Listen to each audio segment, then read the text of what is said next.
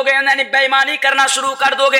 फिर नबी ने बयान फरमाया वअखज़्तुम अज़नाबल बकर, और जब तुम गाय की दुम को मजबूती के साथ थाम लोगे, वो रज़ीतुम बिज़रअ, और जब तुम दुनिया से राजी हो जाओगे, दुनिया के खेती बाड़ी से राजी हो जाओगे, दुनिया के साजो सामान से राजी हो जाओगे, व तरकतुमुल जिहाद, और तुम जिहाद को छोड़ दोगे। अल्लाहु अकबर। हदीस पर जरा गौर कीजिए, नबी बयान फरमाते हैं इदा तबायातुम बिलीना व अखज़्तुम अज़नाबल बकर व रदीतुम बिज़रअ व तरकतुमुल जिहाद व सल्लतल्लाहु अलैकुम ज़ुल्लन ला यनज़िउहु हत्ता तरजिउ इला दीनिकुम। इस हदीस का माना यह होता है कि नबी हमें और आपको 1400 साल पहले समझा रहे हैं। क्या समझा रहे हैं? कि जब तुम बेईना करने लगोगे, कारोबार के अंदर, तिजारत के अंदर बेईमानी करना शुरू कर दोगे, तुम गाय के दुम को मजबूती के साथ पकड़ लोगे।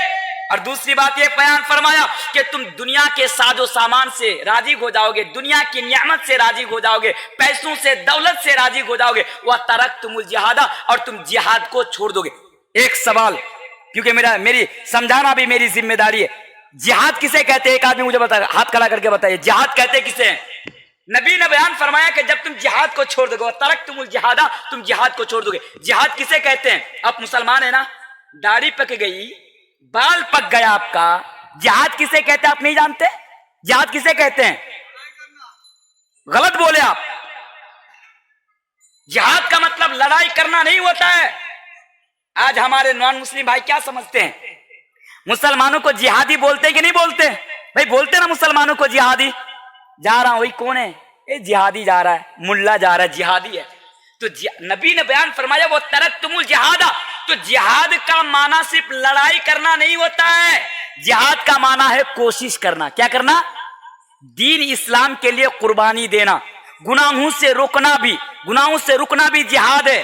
किसी को गुनाहों से रोक देना भी जिहाद है। मैं जो आपको कुरान और हदीस की बातें समझा रहा हूं, मैं आपको बुराई से बचा रहा हूं, ये मेरे लिए जिहाद है, मैं आपके साथ जिहाद कर रहा हूं, ये होता है जिहाद। और आज हमारे नॉन मुस्लिम भाई क्या समझते हैं कि जिहाद का मतलब है कि काफिरों को पकड़ो और गर्दन काट दो, काफिरों को पकड़ो और सर कलम कर दो।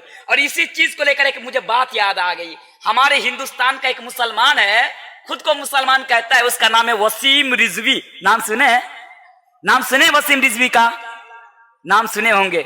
ये मुसलमान नहीं है, मुसलमानों के नाम पर कलंक और धब्बा है। मैंने पहले उसको वीडियो बनाकर कहा था कि वसीम रिजवी जैसा इस दुनिया में कोई दलाल पैदा नहीं हुआ।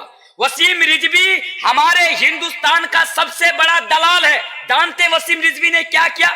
कुछ दिन पहले, 10-12 दिन पहले, उसने कोर्ट में ये पिटीशन जारी किया, कोर्ट से ये मुतालिबा किया कि कुरान के अंदर से 26 आयत को रिमूव कर देनी चाहिए, कुरान के अंदर से 26 आयत को हटा देना चाहिए। ये कौन कह रहा है?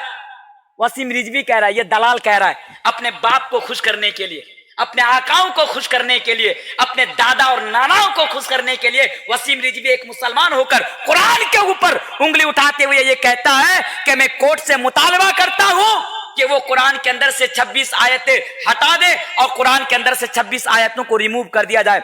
मीडिया वाले ने वसीम रिजवी से सवाल किया कि वसीम रिजवी जी, आप बताइए कि आपने कोर्ट में ये पिटीशन क्यों दाखिल किया, कोर्ट में ये पिटीशन क्यों जारी किया कि कुरान के अंदर से 26 आयतें हटा देनी चाहिए? तो वसीम रिजवी, ये जो दलाल है, इस दलाल ने मीडिया के सामने आकर कहा था कि जो कुरान के अंदर 26 आयतें हैं, ये आयतें मुसलमानों को आतंकवाद बनाने में मदद करती है। बोलिए नऊज़ बिल्लाह। क्या कुरान हमें आतंकवाद की तालीम देता है? क्या कुरान हमें दहशतगर्द की तालीम देता है? अरे कुरान तो कहता है, जाकर कोई कहे वसीम रिजवी से कि तुम अपने आकाओं को खुश करने के लिए, तुम अपने बापों को खुश करने के लिए आज कुरान के ऊपर उंगली उठा रहा है और ये कह रहा है कि पूरी दुनिया के अंदर आज इस्लाम की जगहसाई करते हुए ये कह रहा है कि कुरान मुसलमानों को, ये जो 26 आयतें हैं, ये मुसलमानों को आतंकवाद बनाने पर यानी मदद करती है। अरे कुरान तो ये कहता है, अरे अकल के अंधे, अरे दलाल, तूने अगर कुरान को पढ़ा होता तो इस आयत को भी तुमने पढ़ा होता कि कुरान के अंदर अल्लाह तबारक व तआला बयान फरमाता है कि मन कतला नफ्सन बिगैरी नफ्सिन औ फसादिन फिल अर्द फकअन्नमा मन कतला नास जमीआ।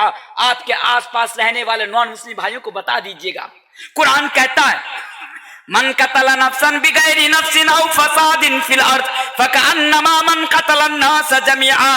اے وسیم رضوی ذرا اس قرآن کی اس آیت کو بھی پڑھ لیا کرو کہ قرآن کی آیت یہ کہتی ہے، اللہ یہ کہتا ہے اگر کسی انسان نے کسی انسان کو بلا قصور اگر قتل کر دیا، اگر ایک انسان نے بلا قصور اگر کسی ایک انسان کو قتل کر دیا یا اس کی ہتیا کر دیا، تو قرآن کہتا ہے اس نے ایک انسان کو قتل نہیں کیا، اس نے ایک انسان کی ہتیا نہیں کی، بلکہ اس نے ساری مانو جاتی کی ہتیا کر دی۔ اللہ اکبر۔ قرآن ہمیں اور آپ کو یہ پیغام، قرآن ہمیں اور آپ کو یہ میسج دے رہا ہے کہ اگر کوئی انسان کو اگر قتل کر دے، اگر کوئی انسان کو اگر ایک انسان کو اگر کوئی قتل کر دے، مار دے، مرڈر کر دے، تو قرآن کہتا ہے کہ اس نے ایک انسان کو قتل نہیں کیا، اس نے ایک انسان کو مارا نہیں، بلکہ اس نے پوری مانو جاتی، بلکہ پوری دنیا کے اندر جتنے بھی انسان ہیں اس نے سب کو قتل کر دیا۔ اتنا بڑا پاپ اور اتنا بڑا گناہ، یہ تو قرآن کہتا ہے۔ اس کے باوجود بھی وسیم رضوی کہتا ہے کہ قرآن کے اندر سے 26 آیتیں ہٹا دینی چاہیے۔ اب یہ بتائیے کیا قرآن کے اندر سے 26 آیتیں کوئی ہٹا سکتا ہے؟ کوئی ہٹا سکتا ہے؟ نہیں ہٹا سکتا نا۔ اگر وسیم رضوی جیسا ہزاروں دلال اگر پیدا ہو جائے گا، قرآن کی 26 آیتیں مٹانا تو بڑی دور کی بات، قرآن کا ایک نقطہ تک نہیں مٹا سکتا، قرآن کا ایک نقطہ تک نہیں مٹا سکتا، کیونکہ اس کی حفاظت کی ذمہ داری کس نے لی ہے؟ اللہ تبارک و تعالیٰ نے لی ہے، اور اللہ تبارک و تعالیٰ نے فرمایا ہے کہ انا نحن نزلنا الذکر وانا له لحافظون۔ مدنی پور والو، دنیا والو، وسیم رضوی کان کھول کر سن لو، اللہ کہتا ہے کہ اس قرآن کی حفاظت کی ذمہ، اس قرآن کو ہم نے ہی نازل کیا ہے، اور اس قرآن کی حفاظت کی ذمہ داری بھی ہمارے اوپر ہے۔ اب اللہ جس کی حفاظت کی ذمہ داری لے لے کہ اس کو کوئی مٹا سکتا؟ تو کر دیجئے نا اس سے چیلنج، وسیم جی جا، اگر تیری ماں نے اگر تجھے حلال دودھ پلایا ہے، اگر تیرے باپ نے تیری صحیح طریقے سے پرورش کی ہے، تو جا مسلمانوں کا ایک ادنا سا طالب علم، مسلمانوں کا ایک ادنا سا خادم مولوی تنویر عالم تجھے چیلنج کرتا ہے کہ جا، تیرے پاس جتنے بھی طاقت ہے طاقت لگا لے، اور تیرے پاس آس پاس جتنے بھی دلال ہے سب کو جمع کر لے، اور قرآن کی ایک نقطہ کو مٹا کر تو ہمیں دکھا دے، ایک نقطہ کو مٹا کر دکھا دے۔ مٹا سکتا ہے کوئی؟ بولے انشاءاللہ نہیں مٹا سکتا، بولے انشاءاللہ نہیں مٹا سکتا ہے۔ اب آئیے آگے آئیے، تو جہاد کا معنی لڑائی کرنا نہیں ہوتا ہے، جہاد کا معنی ہوتا ہے خود کو برائی سے روکنا، لوگوں کو برائی سے روکنا، گناہوں سے بچ جانا، دین اسلام کے لیے قربانی دینا۔ یہ جو آپ بیٹھ کر میری باتیں سن رہے ہیں، رات جاگ رہے ہیں، نیند سے لڑ رہے ہیں، اسے بھی جہاد کہتے ہیں۔ اسے بھی آپ جو بیٹھ کر تقریر سن رہے ہیں نا، اسے بھی جہاد کہتے ہیں، کیونکہ آپ اپنی نیند کے ساتھ آپ جو ہے لڑائی کر رہے ہیں، تو یہ ہوتا ہے جہاد۔ تو نبی نے کیا فرمایا اس حدیث کے اندر؟ وَتَرَكْتُمُ الْجِهَادَ، اور جب تم جہاد کو چھوڑ دو گے، سَلَّطَ اللَّهُ عَلَيْكُمْ ذُلًّا، تب کیا ہوگا؟ نبی کا الفاظ دیکھیں، نبی نے بیان فرمایا سَلَّطَ اللَّهُ عَلَيْكُمْ ذُلًّا، تب اللہ تبارک و تعالیٰ تمہارے اوپر ذلت کو مسلط کر دے گا۔ ذلت سمجھتے ہیں؟ اب بے عزت ہو جاؤ گے۔ نبی نے بیان فرمایا کہ جب تم جہاد کو چھوڑ دو گے تو وَسَلَّطَ اللَّهُ عَلَيْكُمْ ذُلًّا، تو اللہ تبارک و تعالیٰ آپ کے اوپر ذلت کو مسلط کر دے گا، آپ ذلیل ہو جائیں گے، آپ رسوا ہو جائیں گے، آپ خار ہو جائیں گے، آپ کا کوئی مقام نہیں ہوگا۔ پھر آگے نبی نے بیان فرمایا، آپ کیا سمجھتے ہیں پارٹی بدل کر آپ اپنے حالات بدل دیں گے؟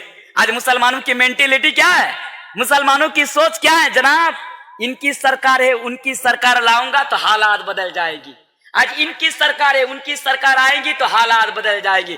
میرے پیارے ساتھیو، آپ مسلمان ہیں نا؟ سب میرے سامنے مسلمان ہیں نا؟ دیکھیں میں ایک بات کہہ کر جا رہا ہوں، میں نے پہلے بھی بتایا، میری باتوں کو کسی راجنیتی پارٹی کے اینگل سے مت دیکھیں، کیونکہ حدیث میں نے آپ کے سامنے پڑھ دی، نبی نے بیان فرمایا کہ سلط اللہ علیکم ذلًا، کہ جب آپ کے اوپر اللہ تبارک و تعالیٰ ذلت کو مسلط کر دے گا، آپ لاکھوں کروڑوں پارٹی بدل لیجئے، آپ لاکھوں کروڑوں پارٹی بدل لیجئے، لیکن آپ کے حالات بدلنے والی نہیں ہے۔ نبی کہتے لا ینزعہ، آپ کے حالات بدلنے والی نہیں ہے، آپ کو عزت ملنے والی نہیں ہے۔ کب تلک؟ اگر عزت پانا چاہتے ہیں تو نبی فرماتے ہیں حتی ترجعوا الی دینکم، آپ کو دین کی طرف لوٹنا پڑے گا۔ عزت چاہتے کہ نہیں چاہتے؟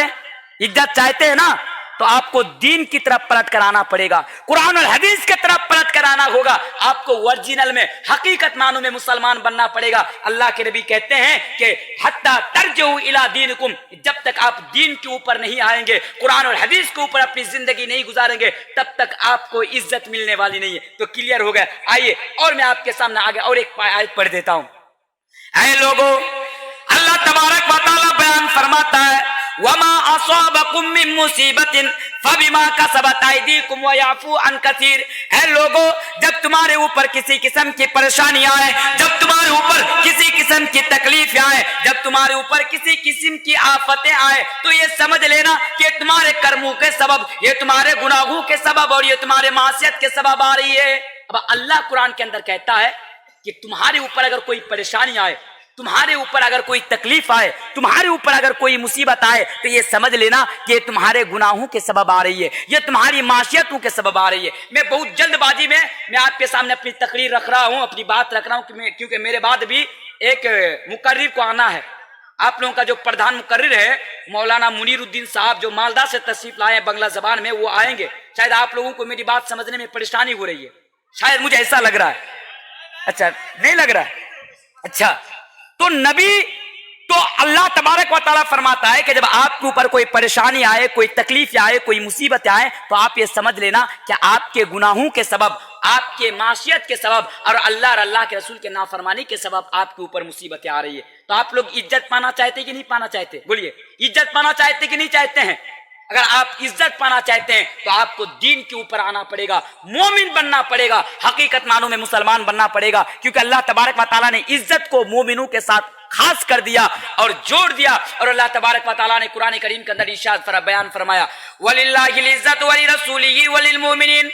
ऐ मिदनापुर की सरजमीन पर रहने वाले लोगों, कान खोलकर सुन लो, अल्लाह तबारक व तआला ने ये बयान फरमाया, वलिल्लाहिल इज्जतु वली रसूलिही वलिल मोमिनीन। इज्जत तो सिर्फ अल्लाह के लिए है, इज्जत तो सिर्फ रसूलों के लिए, इज्जत तो सिर्फ मोमिनों के लिए।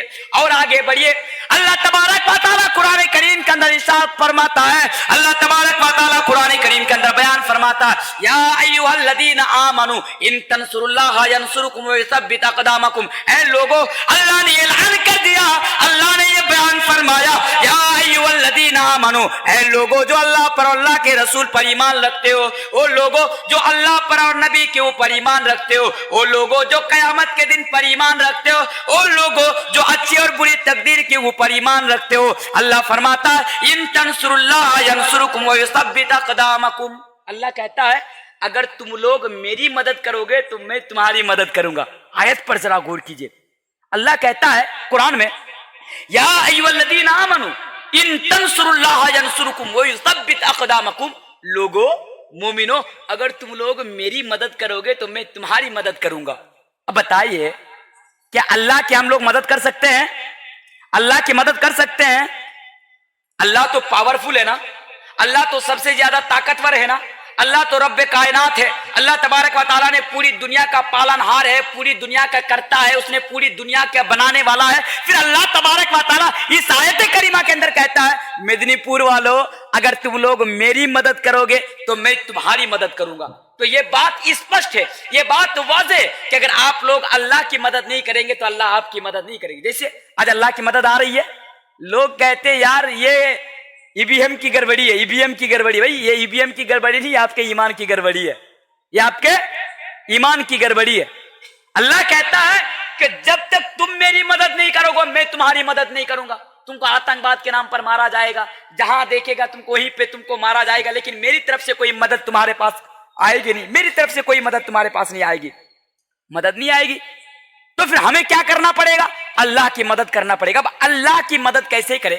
जब हम इस आयत को पढ़ते हैं और मुफस्सिरीन किराम की तफसीर को पढ़ते हैं तो हमें पता चलता है कि अल्लाह की मदद करने से मुराद ये है कि अगर आप अल्लाह के दीन के ऊपर चलोगे, अगर आप इस्लाम के ऊपर चलोगे तो अल्लाह आपकी मदद करेगा, और अगर आप इस्लाम के ऊपर, दीन के ऊपर, कुरान और हदीस के ऊपर अगर आप नहीं चलेंगे तो आपके ऊपर अल्लाह की मदद नहीं आएगी। तो इससे ये पता चला हमारी पहली जिम्मेदारी है कि हमें दीन के ऊपर चलना पड़ेगा। बोलिए इंशाअल्लाह, आज के बाद हम लोग अपने दीन के ऊपर चलेंगे। बोलिए इंशाअल्लाह, इंशाअल्लाह। दूसरी जिम्मेदारी, अल्लाह तबारक व तआला कुरान करीम के अंदर फरमाता है, इस दोनों बात को बड़ी संजीदगी के साथ और गौर के साथ सुनिएगा, क्योंकि हर बात में कुरान से मैं आपको बता रहा हूं। अल्लाह तबारक व तआला कुरान करीम के अंदर बयान फरमाता है, ऐ लोगों, अगर तुम अपने अंदर दो चीज को पैदा कर लोगे, अगर तुम्हारे अंदर दो चीज पैदा हो जाएगी, ऐ मिदनापुर के लोगों, अगर तुम अपने अंदर दो चीज को पैदा कर लोगे, अगर तुम्हारे अंदर दो चीज पैदा हो जाएगी तो दुश्मन तुम्हारा कोई नुकसान नहीं कर सकता। अल्लाहु अकबर। اللہ کہتا ہے اگر تم دو چیز کو پیدا کر لو گے اپنے اندر، نوجوانوں اس بات کو سنو، اسلام اللہ کہتا ہے کہ اگر تم دو چیز کو اپنے اندر پیدا کر لو گے، اگر دو چیز تمہارے اندر پیدا ہو جائے گی تو دشمن تمہارا کوئی نقصان نہیں کر سکتا۔ آج یہ لوگ ہمارے مسلمانوں کے بارے میں، امت مسلمہ کے بارے میں طرح طرح کی سازشیں کر رہے ہیں، طرح طرح کی تدبیریں اپنا رہے ہیں کہ کس طرح مسلمانوں کو دیش سے نکالا جائے، کس طرح مسلمانوں کو بھگایا جائے، کس طرح مسلمانوں کو اپاہج بنایا جائے، کس طرح مسلمانوں کو پھنسایا جائے۔ آج دشمن لوگ ہمارے لیے سازش کر رہے ہیں کہ نہیں کر رہے ہیں؟ سازش کر رہے ہیں، لیکن اللہ تو یہ کہہ رہا ہے وَإِن تَصْبِرُوا وَتَتَّقُوا لَا يَضُرُّكُمْ كَيْدُهُمْ شَيْئًا۔ اللہ کہتا ہے اگر تم اپنے اندر دو چیز کو پیدا کر لو گے، اگر تمہارے اندر، اگر ہر مسلمان کے اندر اگر دو چیزیں پیدا ہو جائے گی تو دشمن مسلمانوں کا نقصان نہیں کر سکتا، دشمن مسلمانوں کا کچھ نہیں بگاڑ سکتا۔ وہ دو چیز سننا چاہتے ہیں، وہ دو چیز کیا ہے؟ وہ دو چیز یہ ہے، اللہ تبارک و تعالیٰ فرماتا ہے وَإِن تَصْبِرُوا وَتَتَّقُوا لَا يَضُرُّكُمْ كَيْدُهُمْ شَيْئًا۔ اے مدنہ پور کے لوگوں، اگر تم اپنے اندر دو چیز کو پیدا کر لو گے